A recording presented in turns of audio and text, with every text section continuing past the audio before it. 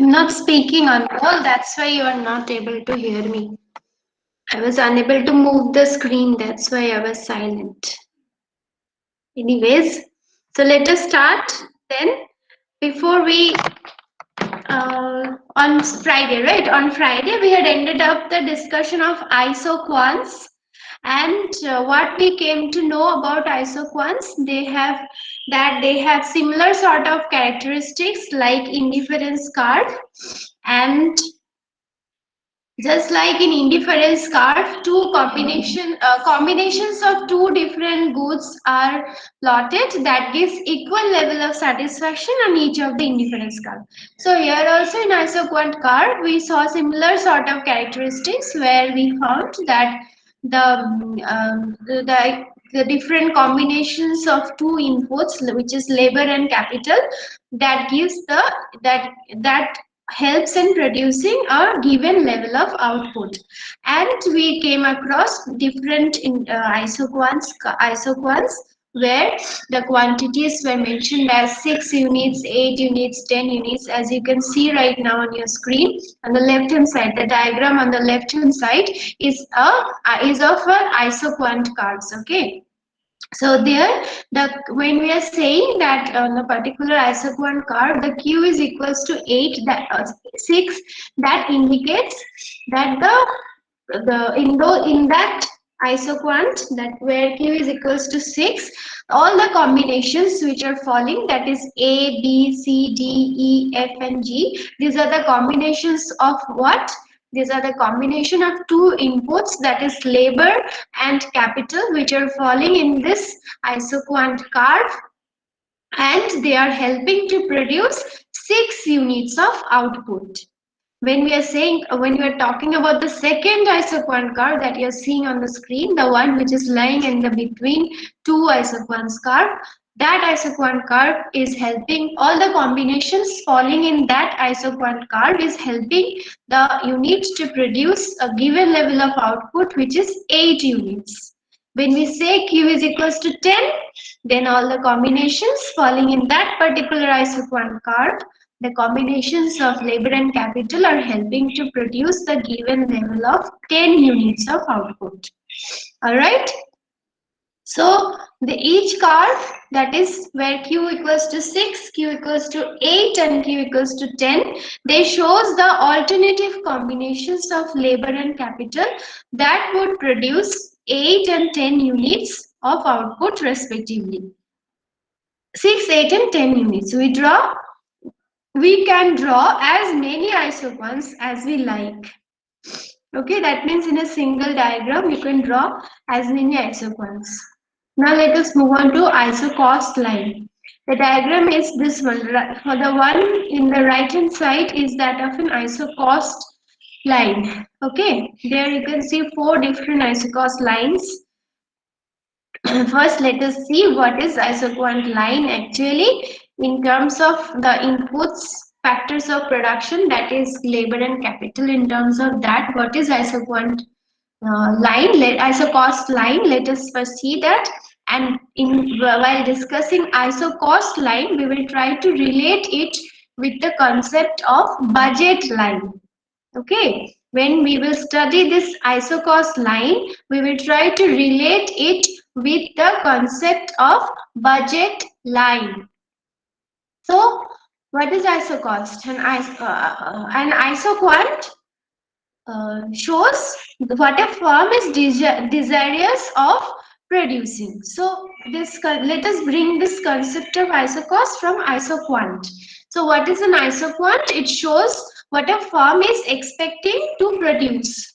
That means the final output, right? But the desire to produce a commodity is not enough, isn't it?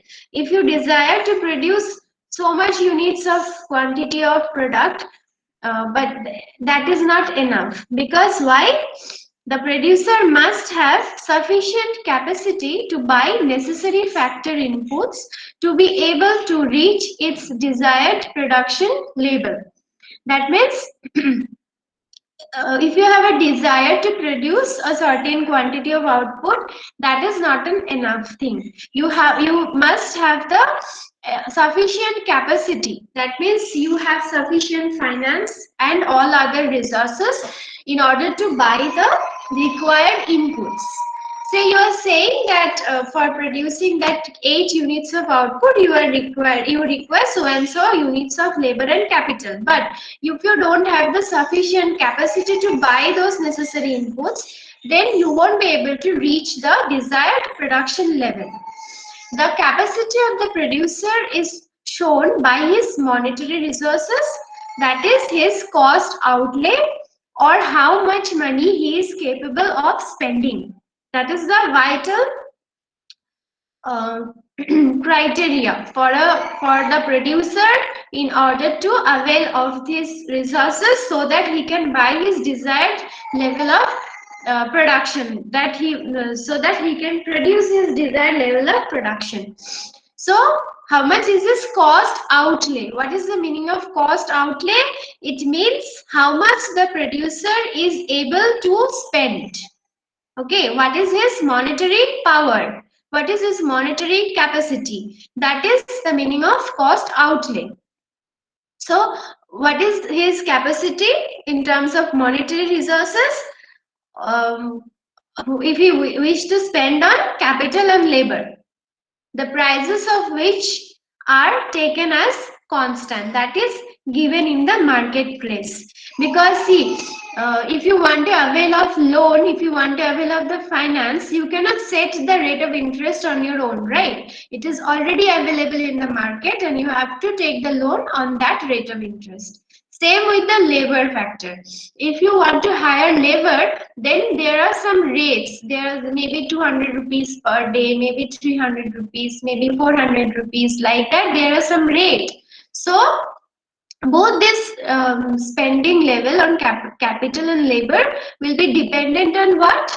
It will be dependent on the market price that is prevailing in the market, right?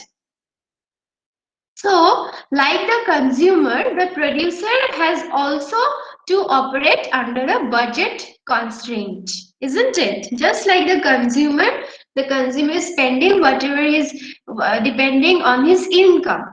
Similarly, for a producer also, there are some constraint. He has some monetary constraint under which he will have to select his production process or production quantity. This is picturized by his budget line, which is called isocost line. Understood? What was the budget line concept in terms of consumer theory? It was the budget line. Budget line indicated that under this income, this particular income of that which is depicted by the budget line, is the constraint of the consumer. He cannot buy beyond it because that is not his income, and he can buy either as exactly as the budget line or below the budget line, but he cannot buy beyond the budget line. Similarly, for the producer also, there is a budget constraint which is called isocost line. To find the least cost combination of inputs to produce a given output, we need to construct such equal cost lines or isocost lines.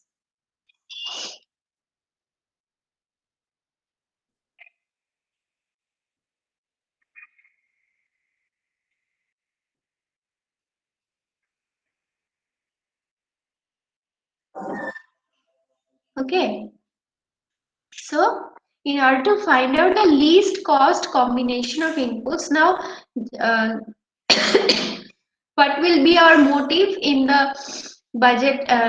in the isocost line formation? We will have to find out the combination of the inputs of labor and output, which can be accumulated with the minimum cost in order to produce a given output. So in order to do that, we need to construct certain isocost lines. An isocost line is a locus of points showing the alternative combination of factors that can be purchased with a fixed amount of money.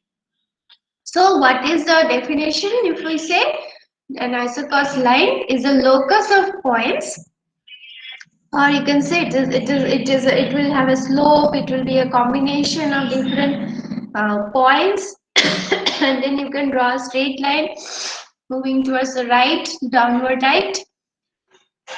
It is such a locus of the points that shows the alternative combination of factors that can be purchased with a fixed amount of money.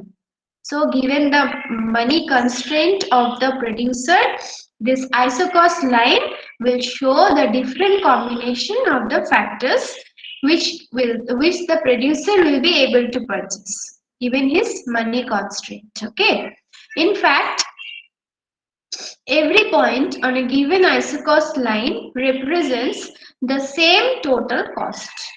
So whenever, if you let me show you the picture of an isocost line. See, the right hand side image is that of an isocost line. Here you can see the slopes. Now there is a straight line. So all these points which are falling in the straight line is showing you the combination of the quantity of labor and capital which can be bought given this constraints. You can see this rupees figures are mentioned in the isocost line. Rupees 12, rupees 24, rupees 36, rupees 40. So, and if you talk about this first isocost line, which is C equals to 12, this is showing you different combinations of labor and capital which can be purchased given the budget constraint of rupees 12. If you have rupees 12, then what are the different combinations of labor and capital that you can purchase? In fact, okay, to construct the isocost lines, we need information about the market prices of the two factors. For example, suppose the price of labor is rupees 1 per unit and the price of capital is rupees 4 per unit. So it means what? The price, what do we call the price of a labor and price of a capital? Do you know? What do we call the price of labor and the price of capital? What is the term that we use for mentioning price of a labor? What is the term?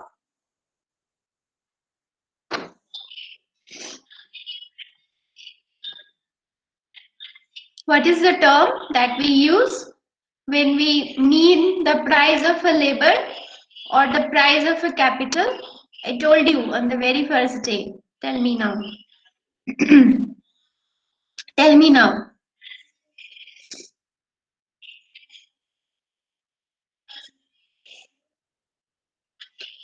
Tell me, what do we call the price of a labor?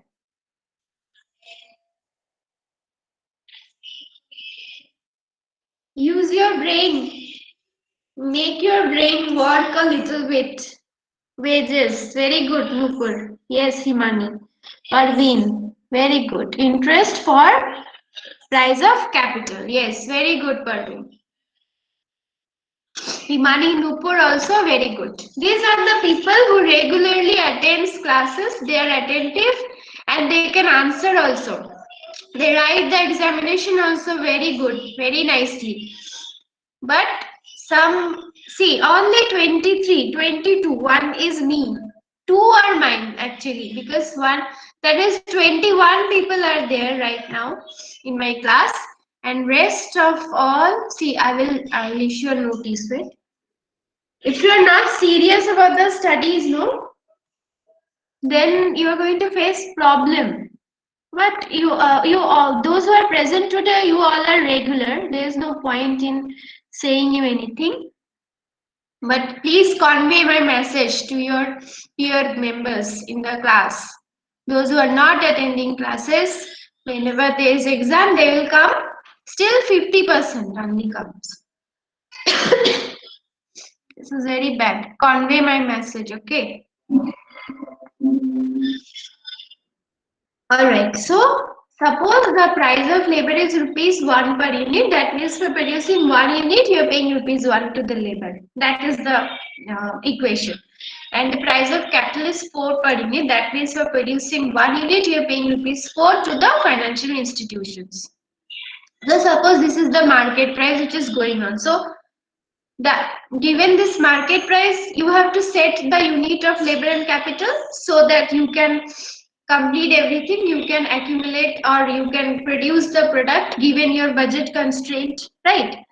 Then then an outlay of rupees 36 could buy 9k or 9k or 0L. That means what?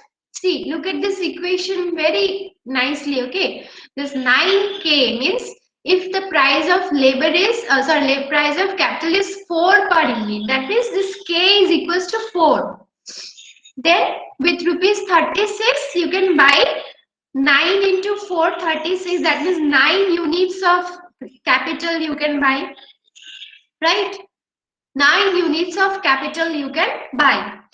And if you're buying 9 units of capital, that means you're not buying a single unit of labor because all your funds are getting accumulated in buying the capital.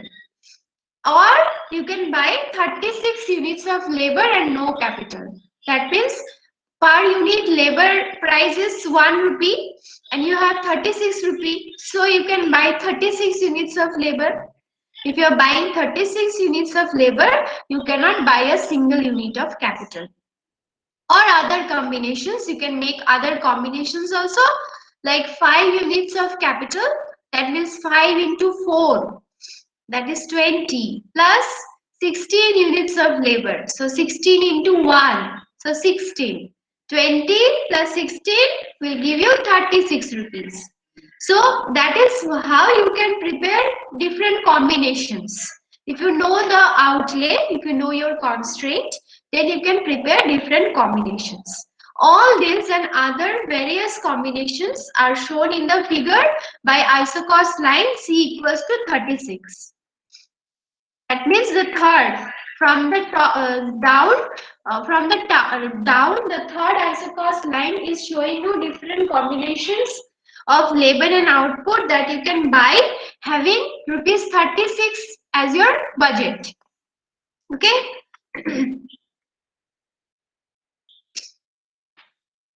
Isocost line C equals to 12, C equals to 24, C equals to 48 are the alternative combinations of labor and capital that can be purchased or hired by spending rupees 12, rupees 24 and rupees 48 respectively. Okay, these lines are straight lines because factor prices are constant and they have a negative slope equal to the factor price ratio, that is the ratio of labor price to capital price. They have a downwards negative slope. Why? Because that depends on the factor price ratio, that is the labor price is to the capital price, that is the wage ratio divided by the wage ratio. What is this? The wage ratio minus 5. What is this? The rate of interest. The wage ratio. Wage ratio, that is the rate of interest. Wage ratio. Ratio of labor price to, okay, you just understand the ratio of labor price to the capital price. If the labor cost is 1 and the capital price is 4, so the ratio will be 1:4. Okay, since the down, so that is how, if you calculate the ratios of all the factor prices, it is going to have a negative slope. That's why this curve is are straight lines. Why straight line? Because the prices are constant. And why negative slope? Because they have a negative slope which is equal to the factor price ratio.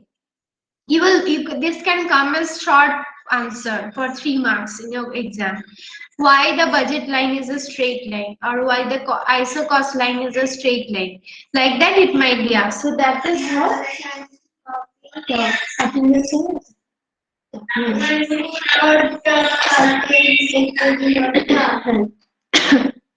Okay, so you will answer in that way. Why the budget line is straight line, why the independence curve is convex, to the origin. Then why the isoquant line is convex to the origin. Like that, you will have to understand.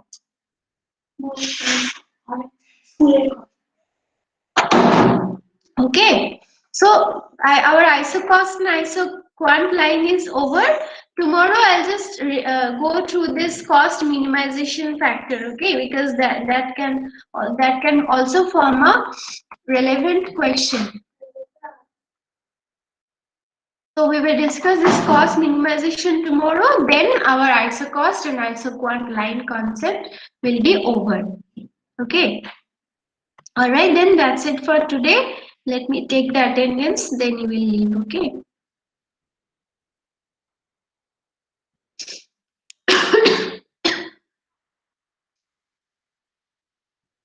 You will respond when I will ask your name, when I will call your name.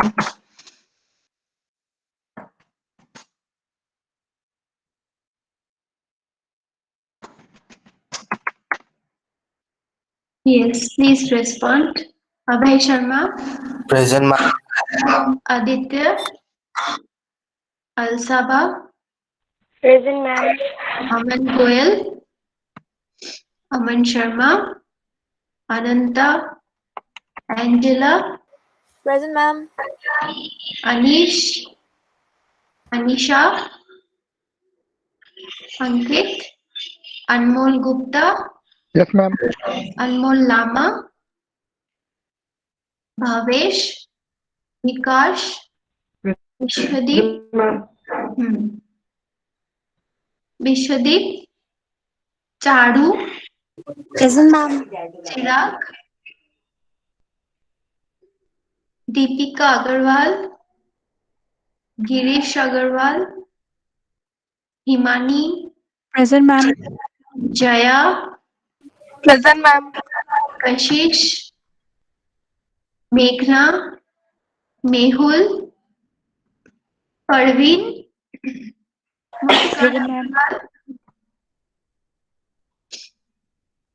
Neha, Nikhil, Ma'am, Dibiti Mosh. Yes, ma'am, it's Muskan. I think you missed my yeah, name. 21, no? Ma'am? Yeah, your registration number is 21 at the Yes, end, ma'am. Yes, right? ma'am. Yeah, Yes, ma'am. given Present. it. Oh, thank you, Neha, ma'am.